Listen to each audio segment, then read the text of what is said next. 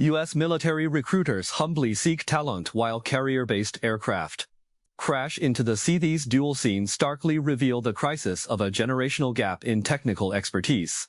From shortages across land, sea, and air forces to ripple effects in defense industries, deep-rooted societal ills like drug abuse and educational imbalances persist. This talent crisis is undermining the very foundations of the military system, with far-reaching implications. The moment a carrier-based fighter vanishes into the Pacific's towering waves, surveillance footage captures more than just a crashed aircraft. It epitomizes the collapse of a military superpower's technological succession system. Yet the warning signs had quietly emerged half a year earlier on the autumn lawn of a Midwestern university when a U.S. military recruiter, setting aside all formality, grasped a Chinese student's hand and pleaded for him to switch to a military technical program. The curtain rose on this talent crisis. Few realize that these seemingly isolated scenes reveal a systemic crisis spanning the entire spectrum of U.S. military operations, from recruitment to equipment maintenance, whose severity far exceeds public perception. I paused, instinctively emphasizing, "I'm Chinese." He waved it off nonchalantly, a strained smile tugging at his lips. "Even if you were an alien, we'd welcome you." Sunlight filtered through the leaves, casting patterns across his face where fatigue etched itself into the wrinkles. He explained that the military desperately needed people who could read maintenance manuals, understand advanced mathematics, and grasp aerodynamics. And Asian international students like me were precisely the hot commodity they couldn't find anywhere else in the United States. Only later did I realized this absurd scene was a warning sign before the collapse of America's military technical talent system. What truly revealed the fatal nature of this predicament was the aircraft carrier-based fighter crash that shook the U.S. military 6 months later. The two events intertwined like chains, jointly locking down the path of technological succession for this military superpower. First, consider the enlistment officer's predicament. He sat me down on a lawn bench for half an hour, his words dripping with resignation. He lamented that today's American youth struggle not only with deciphering dense military manuals but often stumble over basic arithmetic. The latest survey data felt like a slap in the face. 60% of Americans read at a level below 6th grade. And by 2025, 40% won't have touched a book all year. You will hardly see any young white people in engineering majors anymore. He sighed, his voice thick with despair. We're not being picky, there's literally no one left to choose from. To win my agreement, he offered increasingly tempting terms. Full tuition waiver after switching majors, monthly living stipends, and direct placement into the military's core technical units upon graduation. He didn't even shy away from discussing nationality differences, repeatedly stating, as long as you can learn the skills, your background doesn't matter. His demeanor felt less like that of a recruiting officer, and more like a bankrupt businessman desperately clutching at the last straw. I later learned he hadn't just targeted me. Nearly every Asian international student on campus had been approached. From China to India, from South Korea to Vietnam, he cast his net like a madman, desperate to snag a few who could crack the toughest technical nuts. If the recruiter's desperation was the prelude to a talent shortage, then that harrowing moment on the aircraft carrier was the climax of this predicament. On the day of the incident, Pacific winds whipped up towering waves, causing the deck of the Ford-class carrier to sway slightly. A carrier-based aircraft was about to complete a arrested landing, a high-risk maneuver akin to dancing on the edge of a knife. The entire operation depended on the deck's arresting gear to absorb the fighter's momentum. The system, acting as the carrier's knees, was critical. Failure would have been catastrophic. Yet during the landing preparation phase, the automatic detection system for the arresting gear suddenly illuminated alternating yellow and green warning lights, flickering incessantly like the electrocardiogram of a dying patient. The system clearly indicated the arresting gear had failed and was not in a ready state. Per U.S. military protocols, the operator should have immediately reported the anomaly and halted operations. Yet on the monitoring feed, The operator in the orange coveralls merely glanced at the warning lights before turning back to his task, as if the flashing indicators were mere decorative trinkets. Even more outrageous, investigation results revealed he not only failed to report it but attempted to troubleshoot the malfunction himself. It must be understood that the precision equipment aboard an aircraft carrier rivals the gears in a watch. Every component undergoes rigorous testing, with core parts requiring hand-turning by craftsmen with level 9 precision engineering skills. The slightest misstep could trigger a chain reaction. Yet this operator, without consulting the maintenance manual or reporting to superiors, proceeded with reckless confidence based on mere assumptions. Some speculate he likely just kicked the equipment a few times, convinced the problem was solved. This wasn't laziness, but pure disregard and ignorance. Like winding a precision watch incorrectly, the tragedy was sealed the moment he ignored the warning light. As the carrier-based aircraft roared toward the deck, the arresting cable failed to engage as intended. The immense force propelled the fighter like a kite with a broken string off the deck, plunging with a splash into the deep blue sea. The churning waves concealed the bloody truth of a broken chain in U.S. military technical heritage. The revelations from the accident investigation proved more shocking than the crash itself. Regulations stipulated that 3 personnel should be on duty to jointly supervise the arresting gear quality assurance position during carrier landings. Yet that day, only 1 person was present. The arresting gear operations center, which should have had a staff of 50, actually had only 34 personnel on duty. Among them, 10 were outsiders, temporarily pulled from other positions, meaning only 24 truly possessed professional expertise, falling short of even 50% of the required staffing level. Why the situation? The answer mirrors the conscription officer's predicament, a generational talent gap. Veteran technicians who mastered skills during the Cold War's golden age either passed away before passing on their knowledge or retired early. Their vacancies were filled by temporary hires brought in after the pandemic. The current state of American youth only exacerbates this generational gap. Data from the Centers for Disease Control and Prevention shows nearly 40% of high school students engage in long-term marijuana use. The National Institutes of Health further indicates that 43% of young people have used marijuana within the past year, with 11% using it daily, a record high. These young people, whose cognitive development has been impaired during their formative years, are fundamentally incapable of handling military technical work that demands rigorous logic and specialized knowledge. I ultimately declined the recruiter's invitation. As I walked away, he called after me, "Young man, if you change your mind, come find me anytime. Our doors are always open." Watching his lonely retreating figure, I was suddenly reminded of the negligent operator in the aircraft carrier accident. Both are microcosms of this failing system. One desperately seeks talent abroad. The other can't even uphold basic protocols. Both reveal the same grim reality. America's military technical legacy is like a long-neglected bridge, already riddled with cracks.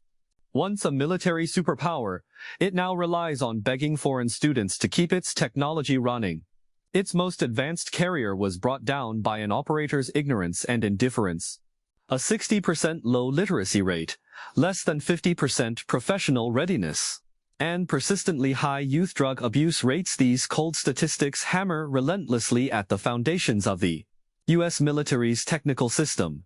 Perhaps, like that carrier-based aircraft plunging into the sea, when a nation's technological legacy suffers an irreversible rupture, even the mightiest military hardware becomes nothing but an empty shell. The enlistment officer's pitiful smile on that late autumn afternoon, and the flashing warning lights on the carrier deck, both silently narrate. An empire built on technology is slowly losing its backbone due to a depletion of talent. Yet few realize that the carrier-based aircraft crash was no isolated incident, nor was the recruiter's predicament unique. These scenes represent merely the tip of the iceberg in the U.S. military's talent crisis. Beyond the Navy, similar struggles unfold in different forms within the Army, Air Force, and defense industry production facilities, weaving a vast net of talent shortages that now envelops the entire U.S. military system. A September 2024 oversight report by the U.S. Government Accountability Office brought the Navy's personnel shortage squarely into the spotlight. Based on surveys of commanding officers from 232 ships, interviews with over 140 leaders and 200 sailors from 25 vessels, the report explicitly states that personnel shortages at sea have severely hampered the Navy's ability to perform basic maintenance and repairs while underway. 63% of commanding officers stated that understaffing makes completing repairs while underway quite difficult or extremely difficult. By the end of 2023, the U.S. Navy faced a shortage of nearly 14,000 personnel across aircraft carriers, surface ships, attack submarines, and other combat platforms.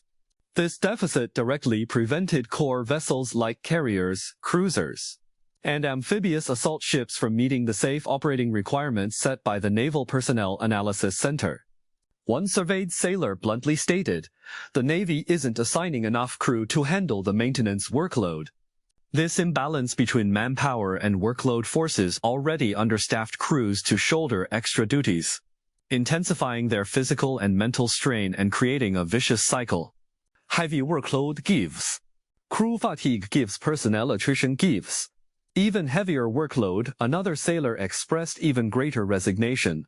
Those more capable sailors, tasked with heavy maintenance workloads, are exhausted. They're tired of covering for others and are leaving the Navy for similar jobs with better pay and working conditions. Beyond the talent shortage, the lagging training system further compounds the Navy's difficulties. Under standard U.S. military procedures, sailors transition from basic training to skill schools for specialized instruction with instructor and computer support. However, the actual training outcomes fall far short of expectations. Multiple sailors have questioned the quality and format of skill school training, particularly in critical maintenance fields like electrical repair, where even basic instructional videos remain incomplete. Even when training videos exist for certain specialties, limited bandwidth at sea makes their effective use during missions nearly impossible. More training should be provided before sailors embark on ships and when they transition between assignments. Multiple sailors told the Government Accountability Office (GAO) a common demand that remains unaddressed.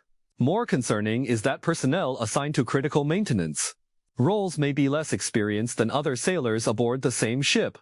This mismatch between experience and job requirements undoubtedly creates significant safety hazards for vessel operations. The Government Accountability Office explicitly recommended in its report that the Navy improve the quality of information regarding the number of serviceable personnel and ensure that the quantity and skill level of personnel responsible for specific maintenance tasks align with the requirements of particular ships and classes. However, subsequent implementation suggests these recommendations largely remain on paper. If the Navy's talent crisis is most evident in equipment maintenance, the Army's problem points directly to the depletion of its recruitment pool. Army Chief of Staff General McConville has publicly stated that only 23% of Americans aged 17 to 24 are eligible for enlistment without exemptions, a significant drop from 29% in previous years. This means over 3/4 of eligible young adults fail to meet basic enlistment criteria for various reasons, drastically shrinking the talent pool available to the Army. Multiple factors contribute to this phenomenon, with obesity, substance abuse, and criminal records emerging as the three primary obstacles. Pentagon data reveals that obesity rates among active-duty U.S. military personnel exceed 20%, surpassing the national average. Among eligible 17 to 24-year-old reservists, approximately 1/3 are immediately disqualified during physical examinations due to weight issues. In October 2025, a photograph depicting multiple overweight National Guard soldiers went viral on social media, garnering over 30 million views. The soldiers' physiques starkly contrasted with the traditional image of lean, fit military personnel, sparking widespread ridicule online. One user quipped, "They look more like they're hunting for fast food than carrying out missions." This image is not an isolated case. Military-focused websites estimate that nearly 70% of U.S. service members have a body mass index BMI, classified as overweight or obese, while approximately 78% of U.S. veterans struggle with obesity. Facing the severe obesity crisis, U.S. Defense Secretary Peter Hegseth publicly criticized the situation, stating, "I'm tired of seeing overweight soldiers. It's exhausting and doesn't reflect the military's image." He emphasized the need for stricter physical fitness standards, including biannual testing and gender-neutral assessments. Beginning in 2025, the U.S. Army even began permitting the use of weight loss drugs and introduced new body fat estimation methods, attempting to tighten standards while alleviating recruitment pressures. However, this initiative has not gained widespread acceptance. Illinois Governor J.B. Pritzker and others publicly criticized Hagel, arguing his remarks ignored the reality of recruitment difficulties. Analysts note that the U.S. military's obesity problem is not isolated but an extension of broader societal trends in America. Projections indicate this issue will worsen by 2030, making the Pentagon's quest to balance high standards with manpower needs a daunting challenge.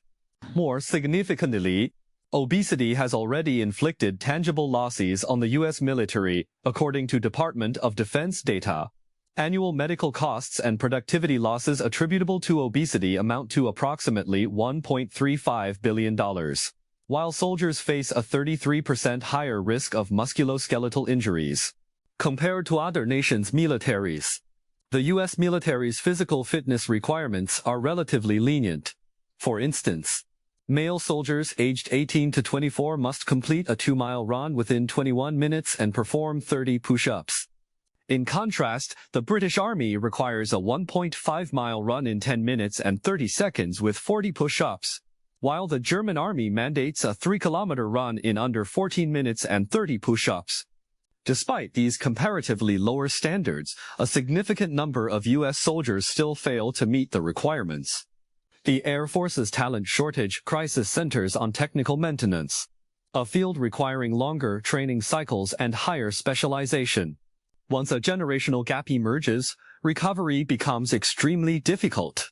Scott West, Deputy Chief of Staff for Logistics at the U.S. Air Force, admitted during a Senate hearing that the number of Air Force maintenance technicians has hovered at low levels for 2 decades, with the shortage once reaching as high as 4,000 personnel. Although this deficit has gradually decreased in recent years, newly recruited personnel generally lack the experience required to handle demanding maintenance or repair tasks. Aircraft maintenance demands exceptional precision and accumulated expertise.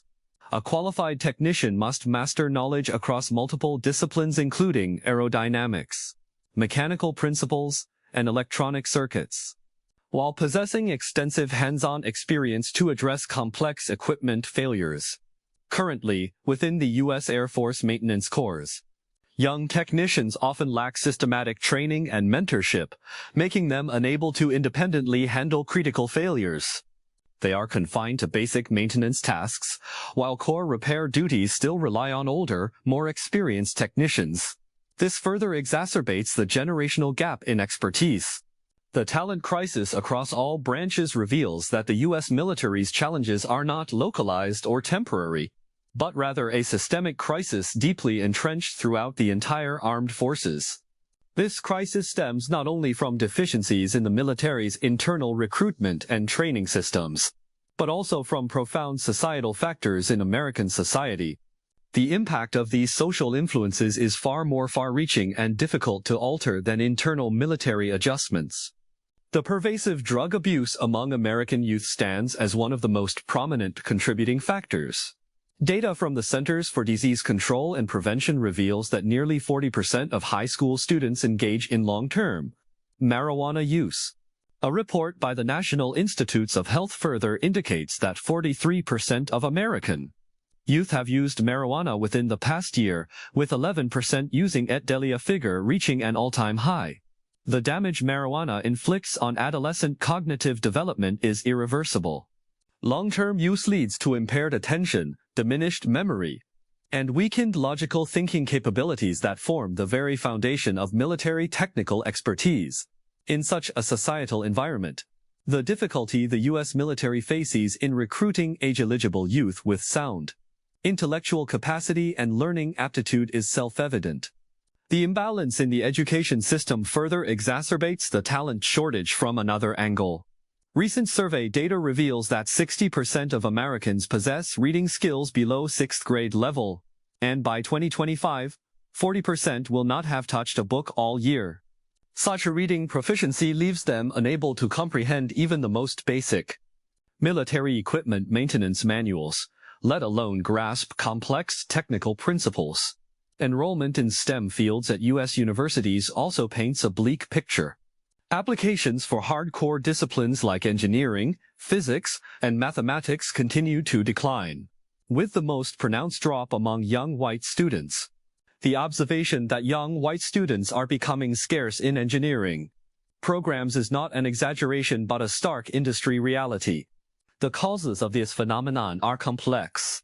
On one hand, STEM fields demand rigorous study and lengthy training cycles, while many young Americans prefer fields like finance and law that offer quicker returns and more favorable working environments. On the other hand, the U.S. education system has historically undervalued foundational STEM disciplines. Science and math education in K-12 schools varies wildly in quality, failing to produce sufficient high-caliber students for higher education. Shifts in societal values have also negatively impacted the U.S. military's recruitment efforts. During the Cold War era, military service was viewed by many young Americans as an honorable calling, attracting a large pool of talented individuals. However, as times have changed, individualistic trends have become increasingly prevalent in American society.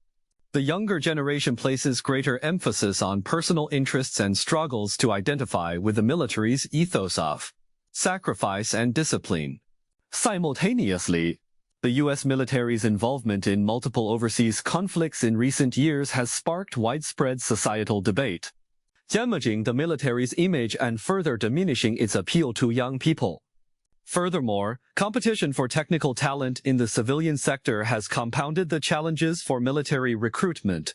With the rapid advancement of the tech industry, tech giants like Google and Apple, along with various startups, have a strong demand for engineering and technical personnel. The salaries and working conditions they offer far exceed those of the military, leading many young people with STEM backgrounds to prefer civilian careers over military service. A retired technical officer from the U.S. military once remarked, "The pay and career advancement opportunities offered by the military simply cannot compete with civilian tech companies." The internal talent drain within the military further exacerbates an already strained talent situation. Many technical specialists who gained extensive experience in the military choose to leave upon completing their service terms, transitioning to civilian careers. This decision stems not only from salary considerations but also from work pressure and career development factors. As highlighted in a U.S. Government Accountability Office report, numerous sailors, exhausted by prolonged periods of overwork, ultimately leave the Navy for similar civilian roles offering better compensation and working conditions. This reverse flow of talent not only depletes valuable technical expertise but also traps the military in a vicious cycle of technical knowledge loss. The exodus of seasoned professionals leaves younger personnel without effective mentorship and training, slowing their development. This, in turn, undermines the military's equipment maintenance and operational support capabilities, further diminishing its appeal to talent and triggering more departures. The U.S. military's talent crisis has long transcended the military itself, spreading throughout the entire defense industrial base and becoming a core bottleneck constraining the development of America's defense industry. The fourth edition of the annual assessment report by the U.S. Defense Industry Association abandoned its previous rating methodology, which examined 8 fundamental dimensions and scored over 60 indicators, shifting instead to focus on analyzing the readiness status and challenges of the U.S. defense industry amid great power competition. This change indirectly reflects the increasingly severe problems facing the U.S. defense industry. In January 2024, the U.S. Department of Defense released its first defense industrial base strategy report. This 59-page document, dubbed a call to action, explicitly states that America's advantages in defense industrial capabilities are diminishing. It acknowledges that the current defense industrial base can only meet peacetime demands and is incapable of handling the rapid surge in wartime requirements. Should the U.S. engage in large-scale conflicts in the future, it could face the empty box problem where ammunition consumption exceeds stockpiles. The report identifies cultivating an adequate workforce as one of 4 key development priorities, proposing the establishment of a skilled, sufficient, and diverse workforce. Specific measures include training personnel for future technological innovation, enhancing critical skills in manufacturing and engineering, expanding apprenticeship and internship programs, and broadening recruitment channels. This official recognition underscores the urgency of the defense industry's talent shortage. The talent shortage in the U.S. defense industry has a direct causal relationship with the military's own talent deficit.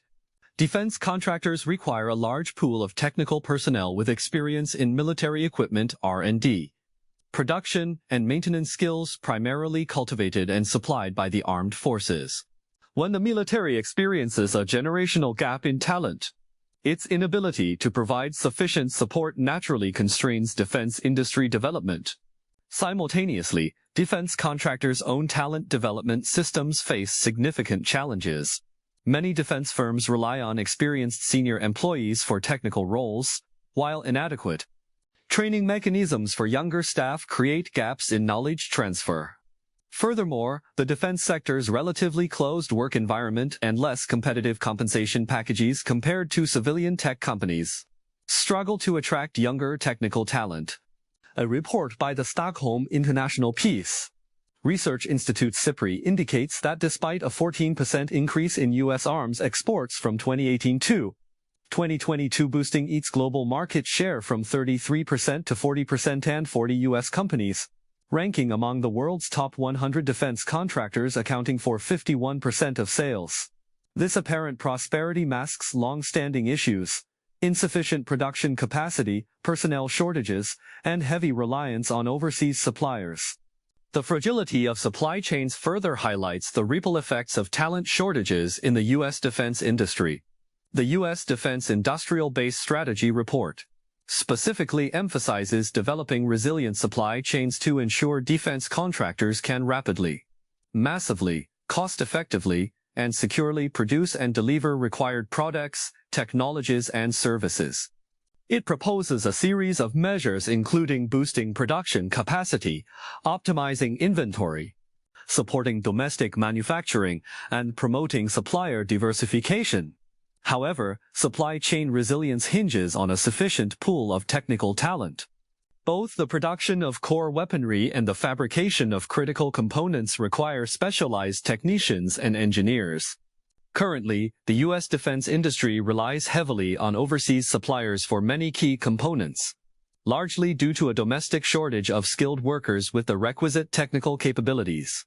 Should the international landscape shift, these overseas supply chains could be severed at any moment, directly impacting U.S. weapons production and military deployments. Some U.S. analysts express concern that in future large-scale conflicts, the U.S. could face a passive situation due to supply chain disruptions and talent shortages, hindering timely replenishment of ammunition and equipment. To alleviate the pressure of talent shortages, the U.S. military and defense contractors have implemented a series of measures. However, judging by their effectiveness, most of these measures only address symptoms rather than root causes, failing to fundamentally resolve the issue. The U.S. military's large-scale recruitment of Asian international students on college campuses stands as one of the most emblematic initiatives, as articulated by that military recruiter pleading with Chinese students on a university lawn to switch majors. The military urgently needs individuals who can comprehend maintenance manuals and possess expertise in advanced mathematics and aerodynamics. The strengths of Asian international students in STEM fields make them prime targets for U.S. military recruitment. Beyond Chinese students, recruiters have expanded their reach to include Asian students from India, South Korea, Vietnam, Pakistan, and other countries. To entice these students, the military offers generous incentives, full tuition coverage, monthly living stipends, and direct placement into core technical departments upon graduation. They even downplay nationality differences, stating bluntly, as long as you can learn the skills, your background doesn't matter. However, this desperate recruitment approach has yielded limited success. On one hand, the U.S. military's entrenched racial discrimination and insular cultural environment deter many Asian students. Despite recent emphasis on diversity, systemic racism persists, with Asian soldiers often facing unfair treatment in promotions and benefits. On the other hand, many Asian students have better career options in the U.S. civilian tech companies, and financial institutions offer significantly higher salaries and greater growth potential than the military, making enlistment an unattractive choice. Furthermore, joining the U.S. military may bring identity-related struggles and potential security risks, particularly for students from countries labeled as enemies by the U.S. These factors make them wary of military recruitment. Data indicates that the U.S. military's recruitment success rate among Asian international students is less than 5%. Such a proportion is merely a drop in the bucket when it comes to alleviating the massive talent shortage. While recruiting overseas talent, the U.S. military is also attempting to enhance its appeal to domestic candidates through internal reforms. Beyond previously mentioned measures like relaxing weight standards and permitting weight loss medication, the military has increased soldier salaries and expanded benefits such as housing allowances and healthcare coverage, aiming to attract young people through improved material conditions. The U.S. Army has also launched the Future Soldier program, which simplifies recruitment processes and offers more career development pathways to entice eligible youth to enlist. However, these measures fail to address the root causes of the talent shortage.